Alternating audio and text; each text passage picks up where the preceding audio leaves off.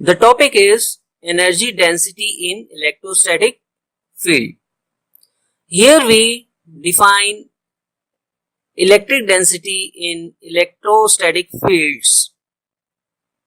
Energy density that is a ratio of energy upon some volume, that is energy density. So for this we initially assume a space. That space is three-dimensional space and it has no charge. It is a charge free. So this space, due to charge free region, having volume charge density rho v, that is equals to 0. So initially we consider this situation where the space having no charge, there is no electric field, so there is no potential difference, and this charge free region act as a equipotential space having potential is 0. Now we consider three sets of charges Q1, Q2 and Q3, and we move these three charges from infinity to point 1, 2 and 3 respectively. So since initially the space is charge free, there is no potential is 0 in this, and we move charge Q1 first. As we move charge Q1 from infinity to point 1, there is no work done. Why? Because as we know that this space having potential difference of 0, because this is a charge free, there is no electric field, and we know that at infinity the potential is also 0. So there is no potential difference between infinity and point 1. So due to this, the potential difference is 0, then W upon Q1 is also 0. That's why the work done while moving a charge Q1 from infinity to point 1 is also 0. Now we move charge Q1 to point 1 and there is no work done. Now in this three-dimensional space, which is initially having no charge, but while moving Q1 to point 1, this space occupy a charge, that is Q1 charge. Now due to this Q1 charge, there creates an electric field, and due to this electric field there is a potential at this point 1. We call it V1 potential. Now we move a charge Q2 again from infinity to some point 2. Now while moving charge Q2 from infinity to point 2, now there is a work done. There is a work done while moving charge Q2 to point 2, because Q1 is a positive charge and we move charge Q2 from infinity to point 2. While moving charge Q2 to this space that is near to Q1, there is some force of repulsion because both are positive charge. Due to this, there is a work done, and due to the work done, there is a potential difference between these 2 points 1 and 2. So the work done while moving charge Q2 is given by W suffix Q2 is equals to V21 into Q2. Similarly, Q3 is moving from infinity to point 3. While moving charge Q3 from infinity to point 3, there is a work done. that work done is due to both point Q1 and Q2. So the work done due to Q3 while moving charge Q3 is denoted by W suffix Q3, that is equals to V31 plus V32 into Q3. V31 is the potential difference between point 3 and 1, and V32 is the potential difference between point 3 and 2. So while moving three sets of charges Q1, Q2, Q3 from infinity to point 1, 2, 3, the total work done is given by W suffix E, that is equals to first is 0 plus V21 Q2 plus within bracket V31 plus V32 Q3, that is total work done while moving three set of charges Q1, then Q2, then Q3 from infinity to some point in three-dimensional space.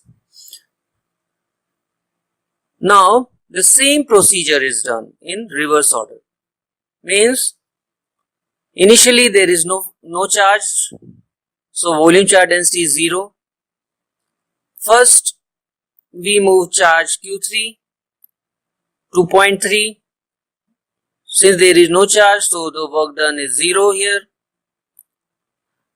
Second is move Q2 from infinity to point 2. Now due to charge Q3 that is situated, there is a work done. That work done is equals to V23 into Q2. And last we move charge Q1 to point 1, and while moving charge Q2 from infinity to point 1, there is a potential difference between 1 and 2 point and 1 and 3 point. So the same procedure is done in reverse order. So we get two equations. This equation WE while moving Q1, then Q2, then Q3, and this is equation while moving charge Q3, then Q2 and Q1. So we add both the equations. So the left side becomes W2 into WE. Now arranging according to charges Q1, Q2, Q3, and we get V12 plus V13, that is a potential. That is a potential at point 1 which is given by V1. Similarly, V21 plus V23 is the potential, total potential, that is V2, and V31 plus V32 called V3. So after putting these values, we get the work W suffix E equals to 1 upon 2 Q1 V1 plus Q2 V2 plus Q3 V3. So this is a work done. That is in terms of energy. So in general, for n number of charges, we write it in summation form. So WE is equals to 1 upon 2 summation k equals to 1 to n Q suffix k V suffix k. So this is a general for n number of charges.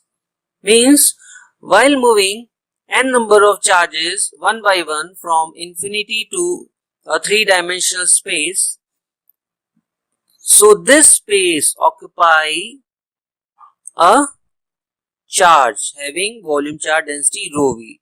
So this space acquires some energy in the form of density, that is called energy density of this region, and we have to determine this energy density with the help of work done while moving charge n number of charges one by one to the space.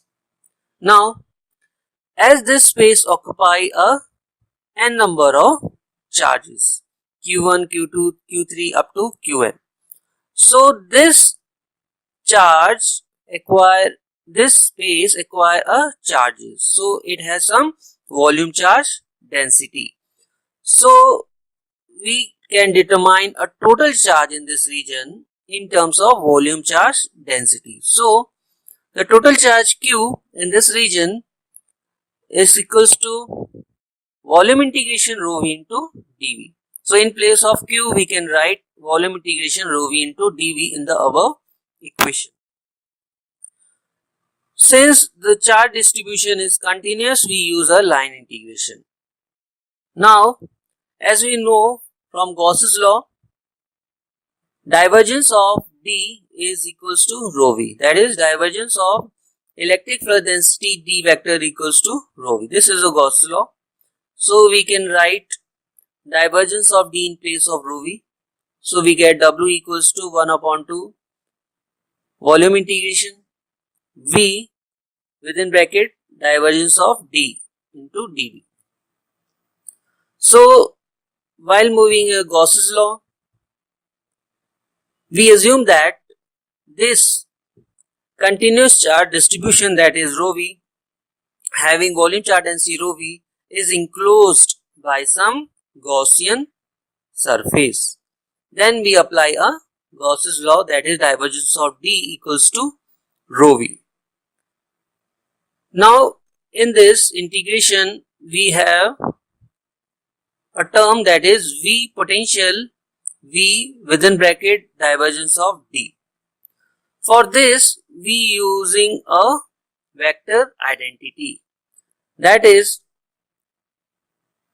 divergence of V into D vector, that is del dot V into D vector. Here V is the potential and vector D is the electric flux density. So we using this vector identity, del dot V into D vector, that is equals to V within bracket divergence of D plus D vector dot del V. So in this vector identity, the first term is divergence of a vector and the second term is gradient of a scalar. So we use a vector identity that uses both divergence of a vector D and gradient of a scalar V. So accordingly, the vector identity is del dot V into D vector. V is the scalar, D is the vector, that is equals to V within bracket divergence of D plus D vector dot gradient of a scalar. Now as we know that the gradient of a scalar is a vector quantity, so here the dot product of two vectors, and similarly we know that the divergence of a vector D is also scalar. So in the right side we get a two scalar, the addition of two scalar, and in the left side we have a del dot V into D vector. V into D means the multiplication of scalar with vector. The multiplication of scalar with vector is a vector and del dot some vector is a scalar. So on the both side we get a scalar quantity. Now in place of V within bracket del dot D, we can write del dot V into D vector minus D vector dot del V. So after putting the value of V within bracket del dot D, we get this equation. Now the first term is volume integration del dot V into D vector into dV. So here we can apply a divergence theorem. The divergence theorem is a relationship of volume integration and closed surface integration. Here the del dot a vector, the vector is the multiplication of vector D with V. So using divergence theorem we get a closed surface integration. closed surface integration of V into D vector. So after applying a divergence theorem, we get this one, and this first term tends to 0. So how it is possible? For this, we use a Gauss's law. For a Gauss's law, we use a Gaussian surface. So this space having a volume charge density rho v is enclosed by a Gaussian surface, and this Gaussian surface is a spherical surface having radius of infinity. So in the first term, there is a potential V, there is a magnetic flux density D and ds. We know that potential is inversely proportional to R. D, magnetic flux density D, is inversely proportional to R square, and ds is directly proportional to R square. So when we multiply all the terms, that is V, D and ds, we get 1 upon R, and the sphere, the Gaussian sphere, is of radius R equals to infinity. So as the radius of the Gaussian surface is infinite, then the product Vd into ds is equals to 0. In this way, the first term tends to 0. So we remaining only second term. So W equals to minus 1 upon 2 volume integration d dot del V into dV. Now in place of del V, we can write minus of E, because this is a relationship of electric field intensity E and potential V. E equals to minus del V. So there is a minus sign already here, so minus minus plus. So we get volume integration d into E dV. So in place of d, we can write epsilon naught E. So it becomes 1 upon 2 volume integration epsilon naught E square into dV. So this is another form of energy stored in electric field. We can also write, in place of E, we can write d upon epsilon naught. So there is another form, that is in terms of d square upon epsilon naught into dV. So from here we get a energy stored in the form of density in the electric field, that is given by, that is obtained by using this equation. W equals to 1 upon 2 volume integration epsilon naught E square into dV. Here the term 1 upon 2 epsilon naught E square, this is called energy density. This energy density denoted by small w suffix E,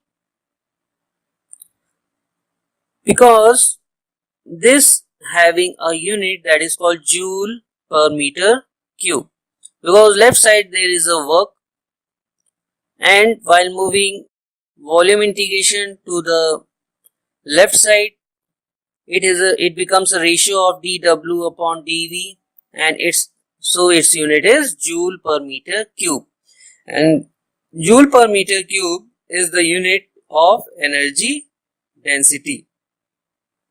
So in this way we can determine the energy density of electrostatic field, that is denoted by small w E equals to 1 upon 2 epsilon naught E square.